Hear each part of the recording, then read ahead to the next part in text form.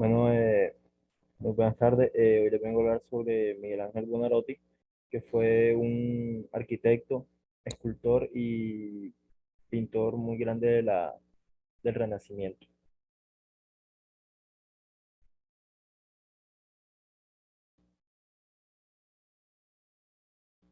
El genio del Renacimiento. Miguel Ángel se consideraba el heredero del gran arte de la Florencia de los Medici, que fue una importante familia del Renacimiento. Sobre todo fue importante artísticamente.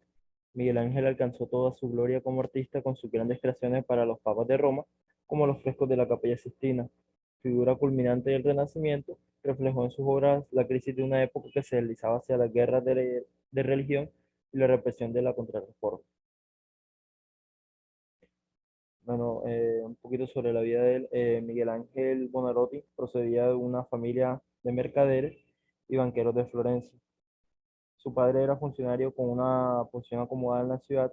Sin embargo, desde muy joven Miguel Ángel se inclinó por la carrera artística. Así que contra el deseo de sus padres, a los 13 años, un amigo de la familia lo llevó al taller de Domenico Gilardaio, para que se iniciaran las diversas técnicas de la pintura, entre ellas la del fresco, que más tarde aplicaría con excepcional maestría en la Capilla Sistina. El artista se referiría posteriormente con un cierto menosprecio a estos años de formación, ya que creía en su arte como un don divino y no como fruto de la instrucción.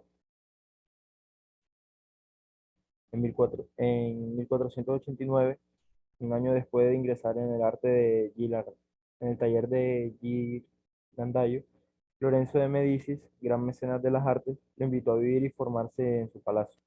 La corte de Lorenzo el Magnífico estaba compuesta por los más famosos poetas y filósofos y artistas de la época, y se convirtió para Miguel Ángel en su gran fuente de aprendizaje. Las tertulias filosóficas que se celebraban con frecuencia en el palacio, presididas por Marsilio Ficino, artífice de la resurrección del platonismo en unión con el cristianismo, marcaron al joven aprendiz. Al mismo tiempo, su estancia en la corte del Magnífico permitió a Miguel Ángel empaparse en el arte de la antigüedad clásica, que de hacía decenios se había convertido en el modelo inspirador de todos los artistas florentinos. Las primeras obras de Miguel Ángel dan fe de esta influencia clásica. El deseo de la República. Miguel Ángel tenía un interés por la figura humana, sobre todo sobre la figura masculina, ya que Miguel Ángel era homosexual y se tiene el registro de que él tuvo una relación con Patricio Tomaso dei Cavalieri. Todo esto pasó durante sus años de madurez. Lo cierto es que la anatomía masculina aparece en su arte como la más alta creación, e incluso las figuras femeninas menos numerosas revisten rasgos masculinos. Al mismo tiempo, cabe ver la atención de muchas de las creaciones de Miguel Ángel como una reacción frente a los acontecimientos históricos que vivió directamente y que determinaron su carrera. Así que en 1492, el monje Savonarola empezaba sus violentas predicciones contra el lujo y la corrupción que reinaban en Florencia, predicas que estimularon las inquietudes religiosas de Miguel Ángel. 2 años después, Carlos VIII invadía Italia, tal como había pronosticado Savonarola, obligando a los Medicis a abandonar Florencia. Miguel Ángel marchó entonces a Venecia y Bolonia. Después de su marcha por Florencia, aquí hay una línea del tiempo de todo lo que él hizo. En 1496, Miguel Ángel viaja por primera vez a Roma, donde permaneció 5 años. La ciudad papal en pleno pontificado de Alejandro VI, el fastuoso Papa Borgia, se había convertido en un centro de atracción de artistas que ofrecía generosas perspectivas de mecenazgo y de celebridad. Para acreditar su talento, Miguel Ángel realizó su primera obra maestra, la Piedra del Vaticano, que es esta de acá, eh, que fue la perfección clásica de las figuras y llenó de asombro a sus contemporáneos. En 1501, el artista regresa a Florencia. 3 años antes, Savonarola había sido ejecutado, pero la república que había contribuido a fundar se mantuvo. Pese a las maniobras de los Médicis para restaurar su principado, en el momento del retorno de Miguel Ángel, una serie de reformas constitucionales consolidaron el nuevo régimen. El artista, pese a los favores que había recibido de los Médicis, se identificó plenamente con el orden republicano y un momento creyó en un futuro de libertad. Este, es así como el David de Miguel Ángel también se consiguió como la máxima expresión del ideal republicano. En esta época, cuando Miguel Ángel expresó en sus obras un mayor compromiso político, así nada más llegar a Florencia, precedido por la fama adquirida en Roma, recibió el encargo de una escultura que representara a David, el vencedor sobre Goliat. En 1505, Miguel Ángel volvió a Roma. El Papa Julio II le encomendó el ambicioso proyecto de la realización de su sepulcro. Este encargo que tanto fascinó al artista se convertiría en su peor tormento a causa de la demora en su realización. En efecto, por orden de Julio II, Miguel Ángel eh, viajaría a Bolonia, donde pasaría 2 años. Sus escritos de esta época revelan una gran amargura ante un trabajo que le daba poca satisfacción. En 1508 no pudo regresar a Roma y no pudo ponerse a trabajar en el mausoleo que él tanto quería, ya que le asignaron un proyecto que es uno de los mejores que ha hecho, que fue los frescos de la Capilla Sistina. La Capilla Sistina, esta monumental obra iba a estar compuesta en un principio por una simple representación de los apóstoles. Sin embargo, parece como si Julio II se hubiera dejado arrastrar por la furia creadora de Miguel Ángel, pues el proyecto cambiaría completamente de modo progresivo.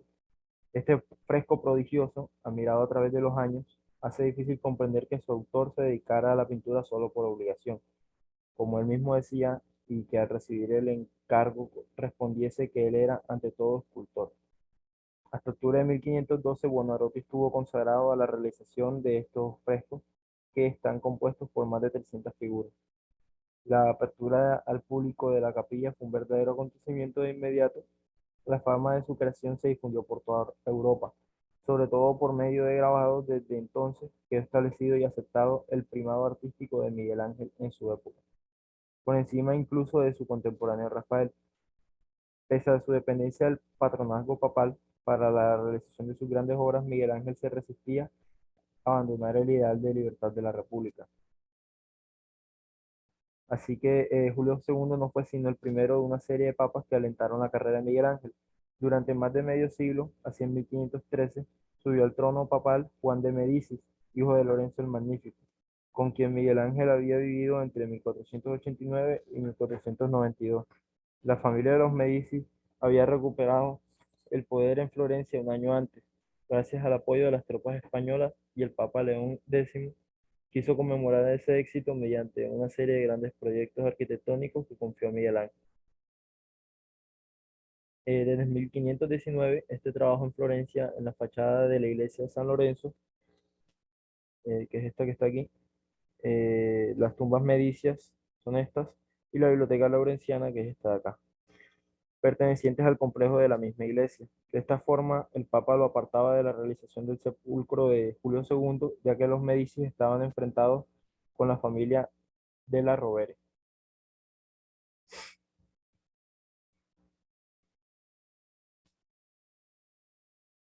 Una vez atormentada.